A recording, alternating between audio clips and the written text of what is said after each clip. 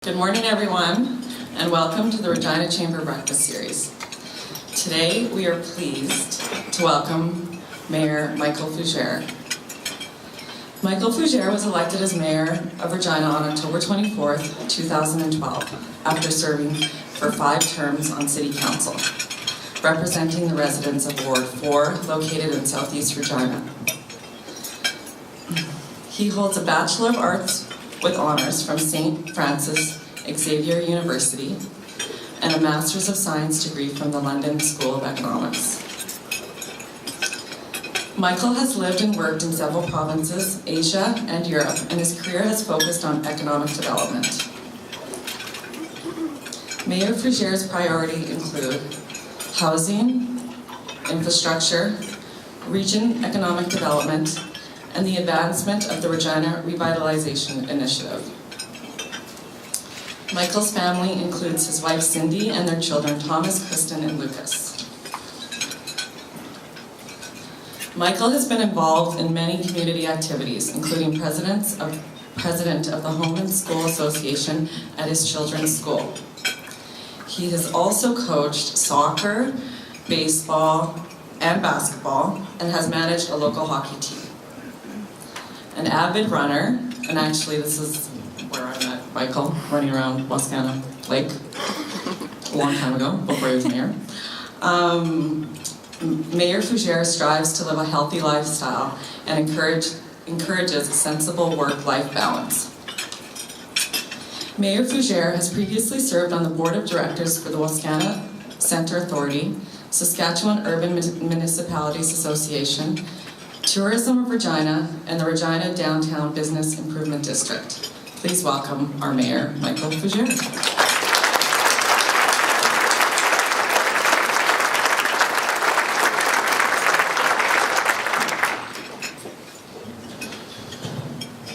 Thank you, Natty, for those kind words, and thank you, John, for giving my speech. That's great.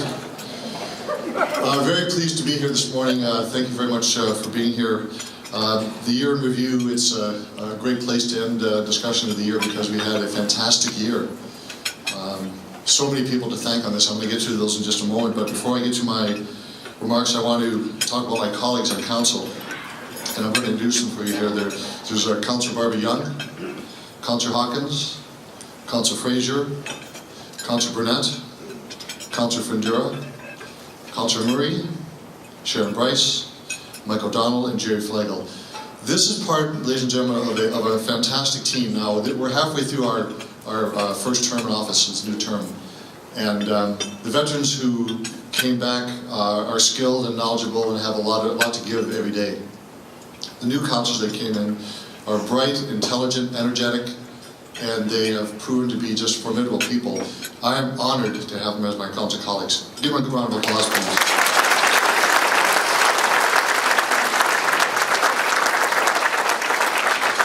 Of course, council really specializes in talking. That's what we do for a living. There's many people who actually do things for us and help us be better as a city and implement the decisions that we make. So we have a number of people from our administration. I want to recognize them as well. Glenn Davies, Brent Schoberg, Jim Nickel, Byron Weary, Darren Harlick, Kim Onright, Karen Gazmo, and Pat Gardner. There are many people that work for these individuals, but without their leadership on the senior management team, we wouldn't be where we are today. So another round of applause for our senior staff. So we have a united council that's really focused on meeting the challenges and seizing opportunities and really preparing us for growth. And our administration is dedicated to help us get there, so we're well on our way to some very good things. But of course, we work with partners, and Chamber of Commerce, people in this room, people across the city, you help us as well. So as much as John digressed to talk about me, I want to have a few words about John Hopkins. And I said this last year, and I'm going to say it again. John was at City Council on Monday night talking on your behalf on the business community. And I can tell you confidently that members of council feel the same way. He's articulate, he knows his files, he knows how to move issues forward. He's respectful but very determined. You have a great CEO. He's probably the best one, I think, in Canada. He knows how to get things done, so John, great job, well done.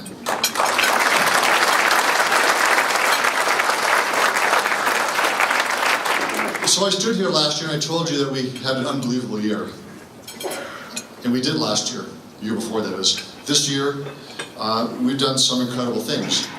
I want to talk about those in a moment, although John stole my thunder. But I want to give you a context on the economic side here, and you've heard this before. You've heard it from the Premier last week when he spoke, and it's always in the news. John certainly conveys this. We lead the nation in virtually every economic indicator. We have the lowest unemployment rate in Canada for 2 years running. We have a very strong, sustained construction growth. Our GDP growth is near the top. Strong, steady growth. I can't remember the time we had this kind of growth happening. Just incredible. Investment in our province, in our city is great. Our weekly earnings are near the top of the national charts. So we're doing very, very well. And so we can talk about that. And that's good that we among ourselves understand that we truly are an international city and an international province having an impact around the world. Is what others say about us too, that's important as well. And there's many reports. I want to just talk about a couple of them.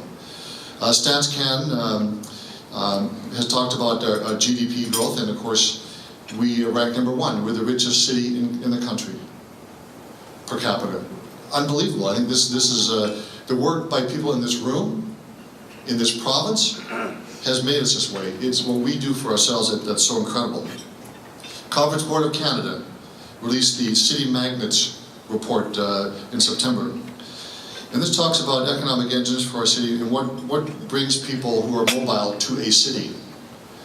And for the first time, Regina broke into the top 10 of Canadian cities, and we're ranked 8th overall, getting A grades on economic and environment rankings. So, our quality of life, we know about that. Others are learning more about this all the time. So people see what we have to offer and who we are, and they want to come here and invest and participate and grow, and we're all the better for that. So a year in review, let's talk about some projects and some developments that we have here, of course. And again, people are coming to our city and adding to the quality of life in our development. We talk about our housing market softening. I think it's plateauing a bit, but not going down, so I'm not at all discouraged. I talked to members of the real estate industry this morning. They feel much the same way. This simply is a bit of a breath. Take a breath, step aside for a moment, and we'll see more development happening soon. But we have higher than historic numbers, about $600 million at the end of November, so we're not even finished the year yet doing stats, and we're doing very, very well.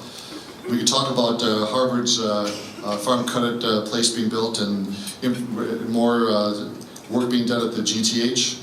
We have hotels being built near the Pasco Hospital. The U of R has residences being built. A number of housing projects in Harbor Landing and northwest Regina are happening, so we're doing very well. Councillor Dow, who chairs the Planning Commission, tells me, I see this coming to council, this committee is by far the busiest that we have of any council, any committee of council. And it dominates our agenda at council because we have incredible investments happening all the time. And not just residential, but commercial and industrial as well. So we're doing very well. We have big projects. I'm going to talk about those, and one of them is just outside our door here. Doing very well for us, of course, moving ahead with the new stadium and the wastewater treatment plant.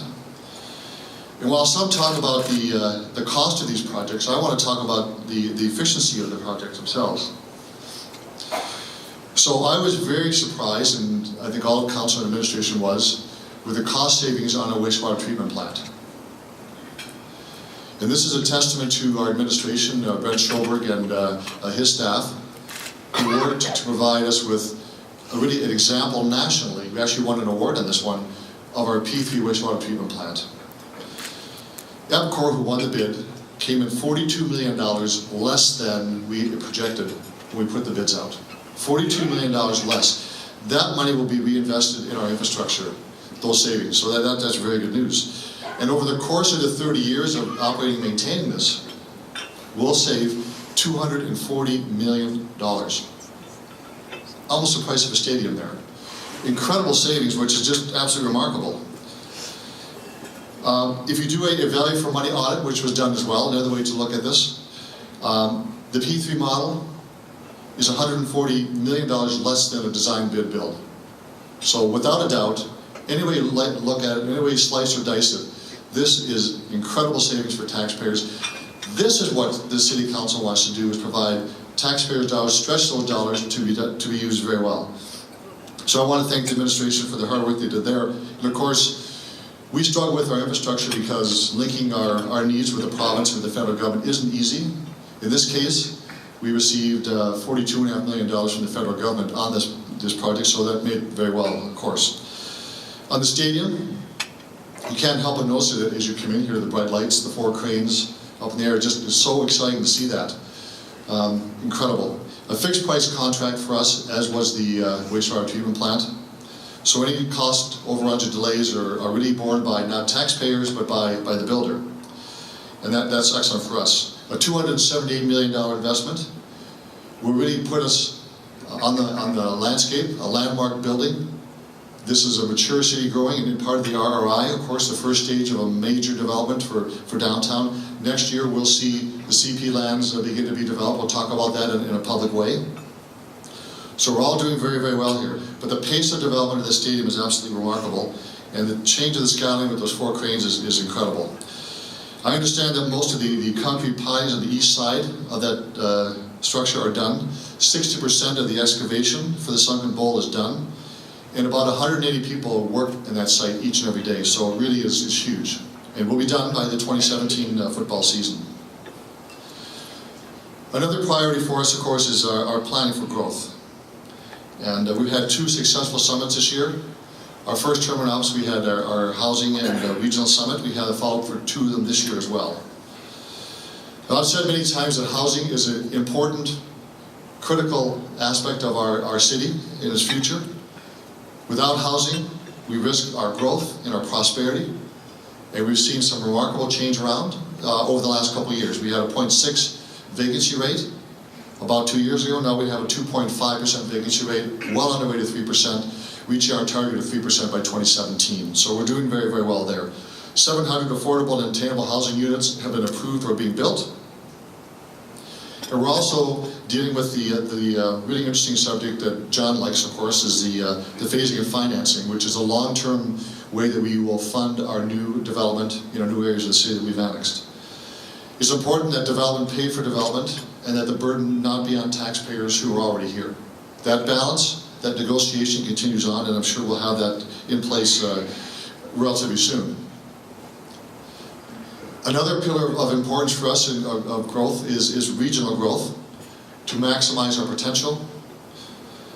Our regional summit that we had this fall had about 100 representatives that were talking from the RMs and city, towns, and First Nations, speaking about how we can move this file forward and seize the opportunities before us. And we had some great discussions, and we talked about a governance model that's important about how we make decisions that are effective, that use resources effectively and don't duplicate. Those are very important issues too. And we talked about using the city's study on the wastewater study for a regional review. The City of Regina is the leadership in this one because we want to make sure that what we have can be used to sustain growth for our partners around the area. But again, about seizing opportunities is very important.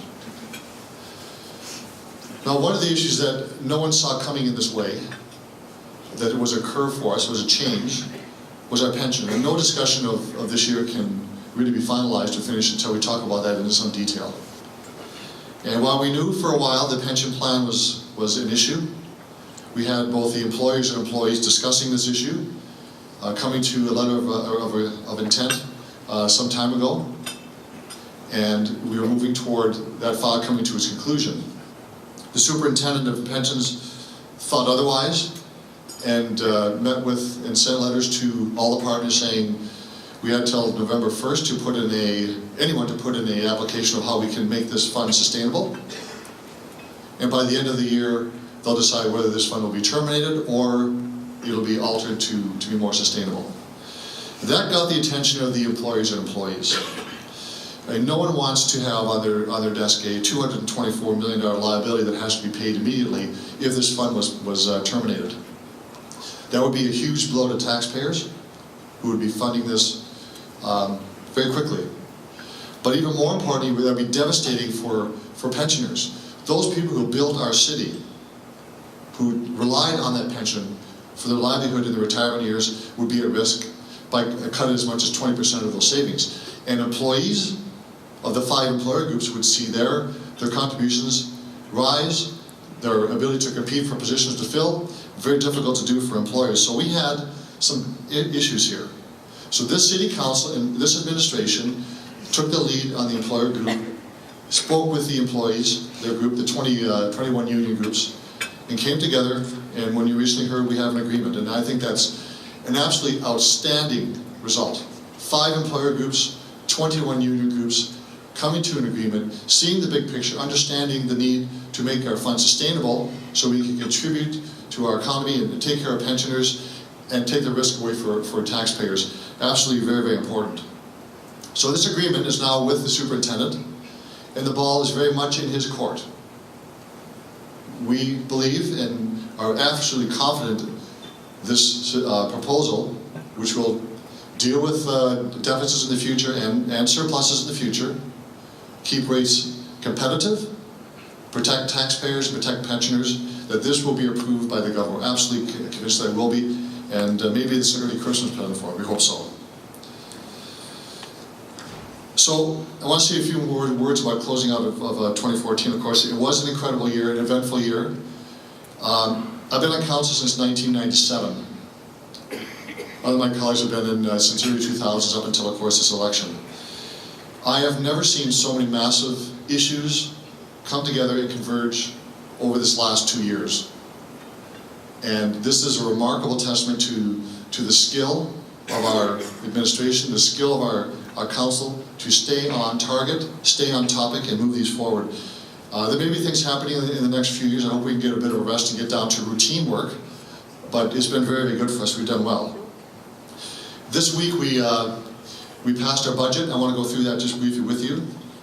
And it's always difficult for cities to put together budgets. It's not a complaint, it's simply a statement of fact.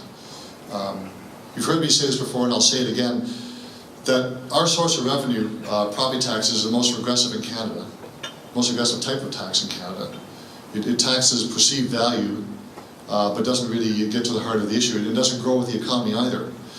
8 cents of every dollar you send to all 3 levels of government comes to city to pay for fire, police, garbage collection, snow removal, parks, all those things. So our role as a government, as a city, is to stretch those dollars as much as we can.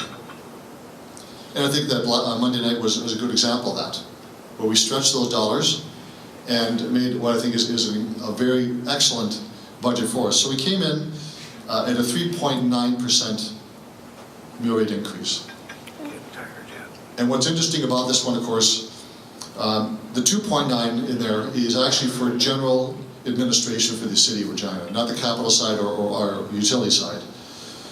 But we have 1% set aside of that to deal with local roads. And I think that resonates with, certainly with the chamber, supports this. I know other business groups do, and I think the public understand they want their roads fixed. They want infrastructure dealt with. So we've set that aside. We will do so for the next 5 years into a reserve that will be dedicated to preventative maintenance, as well as fixing those streets that likely haven't been done and won't be done otherwise for many, many years. So that, I think, is important. So we know, or we believe we're on the line with what taxpayers want. Here are their priorities, in this order. Taxes. As much as we, as council, administration, know it costs money to maintain and expand our services in a growing community, physically growing community. We have several acres of land we've incorporated. Now we have to service that land. It costs money to do that. Taxpayers are always watching. They want us to stretch our tax dollars and ensure that we're doing wise things with the tax dollars, and we review our spending habits to ensure we are as efficient as possible. And we have done that. In this budget, we have done that in spades. Again, they want roads fixed. The 1% is a tangible way to say we're doing that. But we're also spending a record $18 million in fixing existing streets as well. So we think that we are convinced we have the right mix. And they want safe communities too. And those who paid attention at the budget on Monday night will know that the police service added 8 police officers who were doing administrative work onto the street. So we have more police officers in protecting our community, and that is quite important. We talked about transit and paratransit. We're adding new buses, new paratransit buses. We'll have now transit service on holidays. We have a record amount going into snow removal, $8.3 million going into snow removal, and that will enhance our quality of life over the winter months. And we're doing work for flood prevention. We've had 2 summers of flooding. We want to make sure that we're prepared as best we can for that, so the budget focuses on that too. So we're improving the quality of life, keeping taxes down, and being as efficient as we can be. So we came through a lot this year, and as we look to the future, it's hard to predict what's going to happen, but this council is prepared. But whatever 2015 brings, I know that we'll do this together. We'll work together and respond to the challenges that are coming ahead. So on behalf of my colleagues on Regina City Council, I want to wish you a very, very Merry Christmas, season's greetings, and a very healthy and happy New Year. Thank you very much.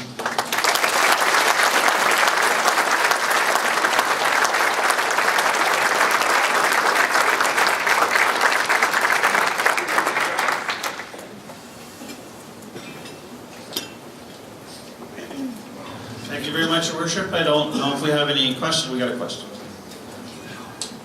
Will the Toronto Maple Leafs win the Stanley Cup? No. Hey, we won last night. Go Leafs, go. Okay, can you share any info or stats on the new residential recycling program? Well, the program is going very well.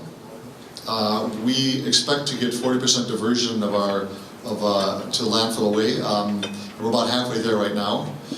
I'll say that as of beginning of 2015, we'll do the multi-family recycling. Will be the next phase of doing that, and we're looking at other aspects of tree recycling and other things. So we are still learning. We are still looking to continue to remove broken glass away from our recycling. Terra, who is the company that does the work for us, is well on its way to having the technology and the machinery to do that.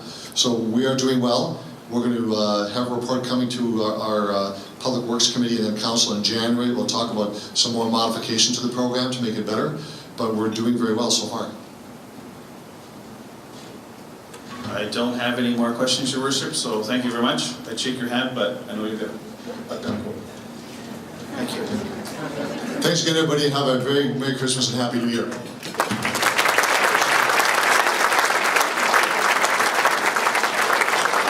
So I know all of you came actually here for this part of the meeting.